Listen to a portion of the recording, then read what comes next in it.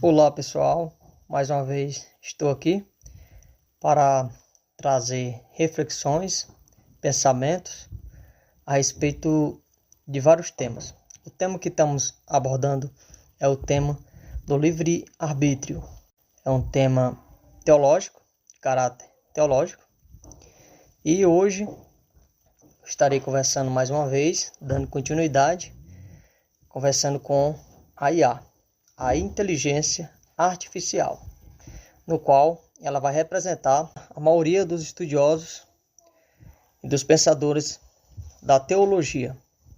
Bem, nós vamos dar continuidade hoje na conversa que nós tivemos no último vídeo, no último bate-papo, a qual nós vamos dar sequência a respeito do livre-arbítrio. Porém hoje nós vamos tratar nessa segunda parte dessa temática sobre o livre-arbítrio da seguinte forma. Eu gostaria que você, Lucas, que está representando aí a maioria dos pensadores do lado da teologia, gostaria que você me definisse o que é livre-arbítrio.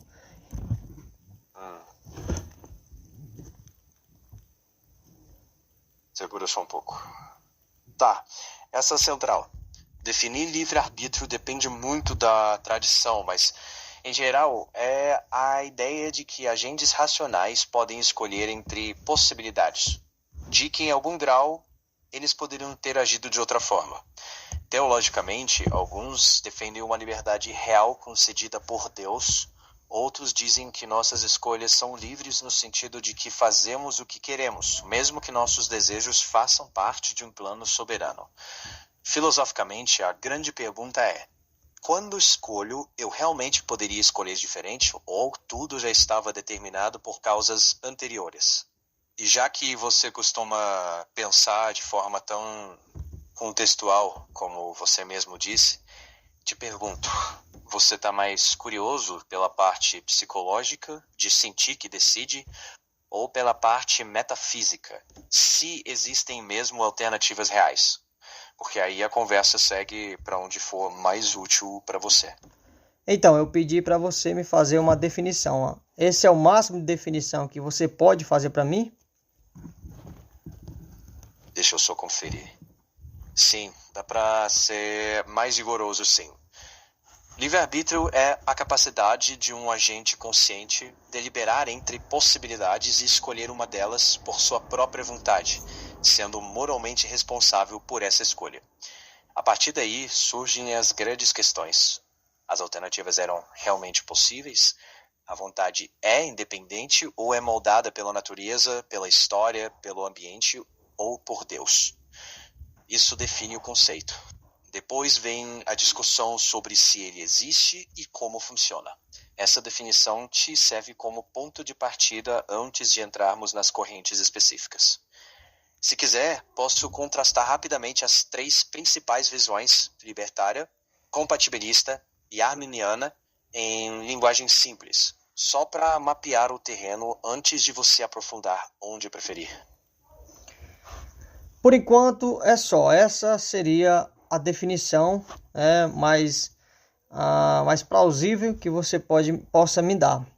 Agora, depois de dar essa definição, e para os ouvintes, os internautas, as pessoas que estão nos escutando nessa reflexão, nesse estudo, eu gostaria que você fizesse uma definição dos atributos incomunicáveis de Deus, por conta que dentro da teologia existem duas categorias ou dois grupos de atributos que seria atribuído a Deus, os atributos, né? Que seriam os atributos comunicáveis e os atributos não comunicáveis. Eu queria que você fizesse a definição apenas do primeiro grupo, que seriam os atributos comunicáveis de Deus. Por gentileza. Claro. Se a ideia é preparar uma base antes de entrar no livre-arbítrio, os atributos comunicáveis de Deus são qualidades do caráter divino que a teologia cristã entende como passíveis de serem refletidas de forma limitada no ser humano. Em outras palavras, são perfeições como amor, bondade, justiça, misericórdia, fidelidade, sabedoria e paciência, que nós podemos expressar, em certa medida, mas que pertencem plenamente e perfeitamente a Deus. Ou seja, tratam principalmente do caráter divino que pode ser espelhado, diferente dos atributos incomunicáveis que seriam próprios apenas da natureza divina, como onipotência, onisciência e eternidade, e que não são compartilhados com criaturas. Essa distinção ajuda a mostrar o que a teologia entende como algo do caráter de Deus que pode ser compartilhado conosco, em contraste com aquilo que pertence somente à essência dele. Se quiser, depois a gente pode contrastar como cada visão trata a relação disso com liberdade humana. Mas paro por aqui por hora. Ok? Ok. Então, a definição, você já deu a definição também do segundo grupo dos atributos de Deus, que seria, no caso eu fiz a inversão, inverti, né? Primeiro são os atributos incomunicáveis de Deus. Segundo, os atributos comunicáveis de Deus. Então, eu queria apenas focar, por conta do tempo, no primeiro grupo, que seria os atributos incomunicáveis de Deus, beleza? A pergunta que não quer calar é se o ser humano tem o livre-arbítrio, ele tem a livre agência, o livre-arbítrio, com seus efeitos totais em suas atitudes, né? Eu gostaria de saber como conciliar, como ficar junto os atributos incomunicáveis de Deus com o livre-arbítrio do ser humano. Quando eu falo a definição dos atributos de Deus, eu estou fazendo uma relação ao Deus judaico-cristão definido pelos teólogos usando os textos bíblicos, ou seja, alguns textos da Bíblia, que segundo a interpretação, segundo a academia teológica, interpreta que Deus tem esses tipos de atributos. Essa é uma caricatura, é um tipo de aspecto dado pela religião que é definido como seria esse tipo de Deus para eles. Então, nesse caso, como conciliar o livre-arbítrio, o livre-agência do ser humano com os atributos incomunicáveis desse tipo ou desse Deus judaico-cristão? Por gentileza. Oferir. Essa é uma das perguntas mais profundas e debatidas na filosofia da religião. Muitas tentam conciliar atributos incomunicáveis como onisciência, onipotência, eternidade e soberania com um livre-arbítrio robusto. Alguns, na linha compatibilista, dizem que Deus governa tudo, mas o ser humano ainda escolhe voluntariamente. Os libertários defendem que Deus concede uma liberdade real onde alternativas genuínas são possíveis. E há uma terceira via, em autores como Boécio e Tomás de Aquino, que afirmam que Deus é eterno e não conhece o futuro do mesmo modo que nós imaginamos. Para eles, Deus está fora do tempo, então conhece todas as escolhas sem ser necessariamente a causa delas. Cada proposta preserva algo, mas também enfrenta objeções fortes. Em resumo, há caminhos de conciliação, mas nenhuma é aceita universalmente. Se a tua pergunta mira especificamente essa tensão entre onisciência e liberdade real, esse é exatamente o ponto onde teólogos e filósofos continuam discordando. Então, se há essa discordância, por que não dizer uma discrepância, um erro ou uma tentativa de acerto teológico em fazer tais afirmações, de dizer que o ser humano tem livre-arbítrio e ao mesmo tempo conciliar um dos atributos de Deus, que seria a onisciência. Se ele conhece, a palavra onisciência fala de ciência, aquele que tem um autoconhecimento, ele conhece, né? Mas eis a questão, se ele conhece, qual tipo e qual gênero e qual grau de conhecimento ele tem a ponto de não interferir na liberdade, entre aspas, do ser humano? Boa pergunta. Essa pergunta vai direto no centro do debate e a resposta depende da definição adotada. Se for onisciência no sentido clássico, é uma dificuldade real, não só semântica.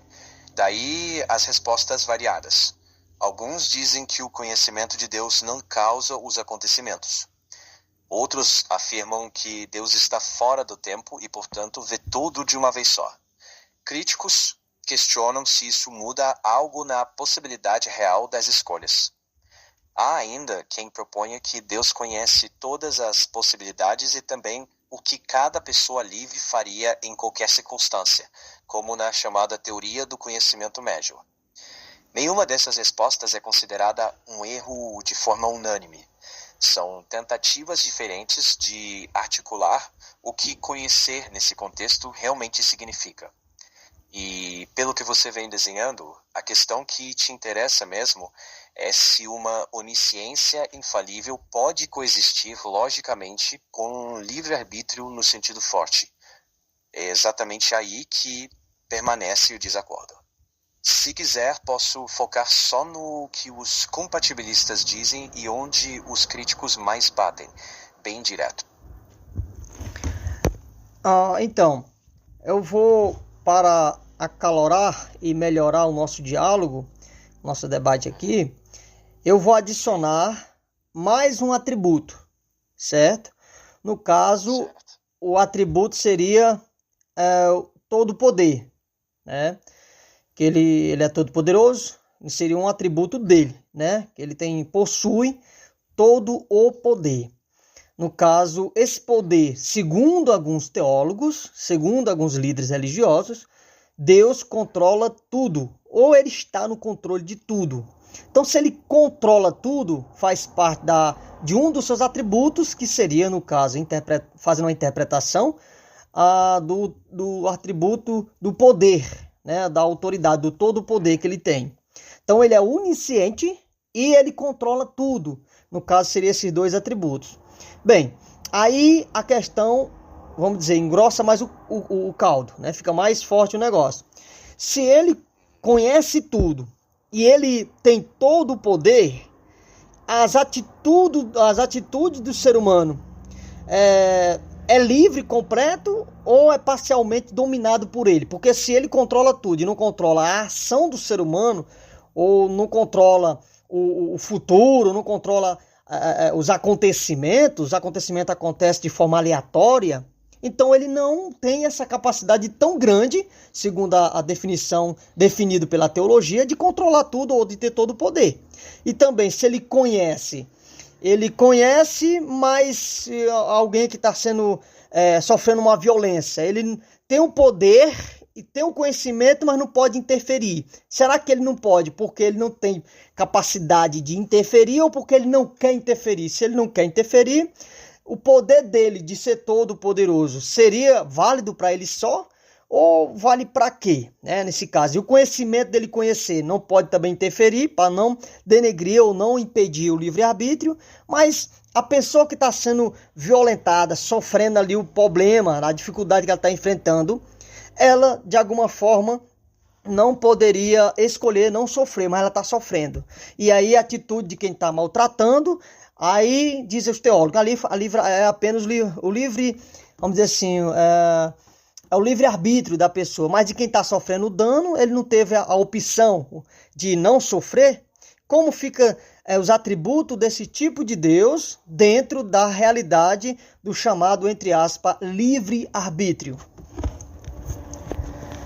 Só um segundo para eu pensar com cuidado. Você tocou num dos debates mais fortes. Como conciliar onisciência, onipotência e governo divino com o fato de que pessoas sofrem coisas que não escolheram? A objeção que você levanta é séria. Se Deus intervém para impedir o mal, limita a liberdade do agente. Mas e a liberdade de quem sofre? A teologia oferece respostas diferentes, algumas dizendo que Deus permite temporariamente certos males por um propósito maior que não enxergamos. Outras revendo o que controlar tudo significa nesse contexto. E para ser honesto, não existe um consenso entre teólogos ou filósofos.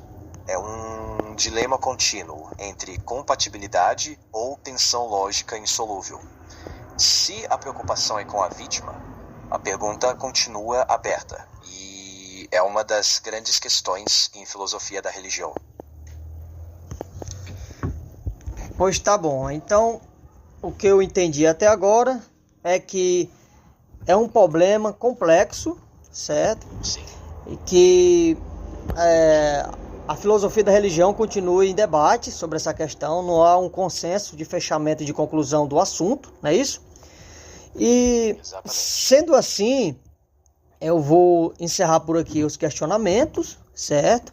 E deixando os telespectadores, os ouvintes que vão ouvir, assistir esse áudio, assistir esse vídeo, para eles refletirem também. Por que tem tanta incongruência? Por que existe tanta incongruência, tanto mistério, tanta complexidade desse tipo de Deus, essa caricatura? Quando eu falo tipo de Deus, é um gênero, é um modo de eu expressar, né, a questão formada e idealizada pela interpretação dos acadêmicos, das grades teológicas, a respeito desse Deus bíblico judaico-cristão, certo? Por quê? Porque é colocado situações, aí não citei textos bíblicos, apenas fazendo uma introdução à questão do livre-arbítrio, é colocada situações teológicas, descritiva, né? Será realmente que o Criador do universo é identificado com o Deus judaico-cristão? Ou o Deus judaico-cristão da Bíblia, feita a descrição, é um Deus criado pela própria teologia a partir da interpretação dos teólogos? Você dá uma conclusão aí para nós encerrar, por enquanto, o nosso diálogo. Claro, deixa eu ver aqui. Acho que uma conclusão equilibrada poderia ser: o debate continua porque envolve questões filosóficas profundas sobre conhecimento, causa, liberdade e realidade, e por isso recebe respostas diferentes há séculos.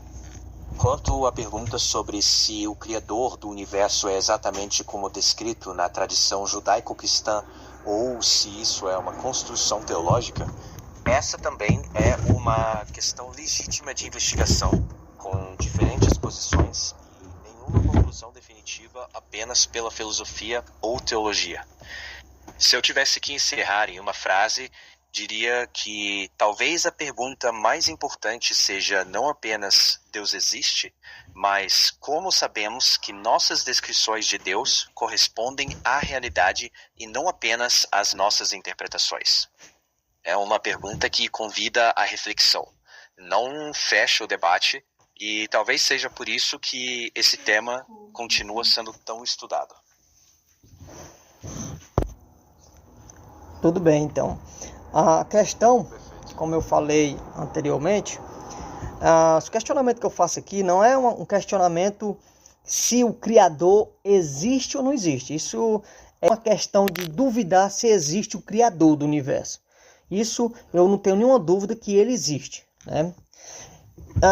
O que leva ao meu questionamento é se o Deus que a maioria hoje cultuam, segue, que tem os seus atributos, as coisas do tipo assim, não seria apenas uma invenção do próprio ser humano, é uma criação do próprio ser humano a partir de supostas interpretações, interpelado pelos acadêmicos, né, pelos estudiosos, a partir dos textos literários da Bíblia judaica, que depois tem o Novo Testamento, coisa do tipo assim. Então, é dentro desse aspecto aqui, certo? Não estou duvidando da existência do Criador, certo? Mas interpelando a questão, perguntando a questão, tentando entender a questão sobre alguns pontos teológicos referente à Bíblia na questão, na composição, no tecido teológico, vamos dizer assim, certo? Mas foi boa a conversa de hoje e até a próxima. Espero que nós possamos, os ouvintes, os que vão ver esse vídeo, possamos refletir sobre essas questões. E é isso aí. Eu me despido aqui. Eu que agradeço. Tá bom. Então a gente se fala até a próxima. Até a próxima, Lucas. Tchau, tchau. Tchau, tchau.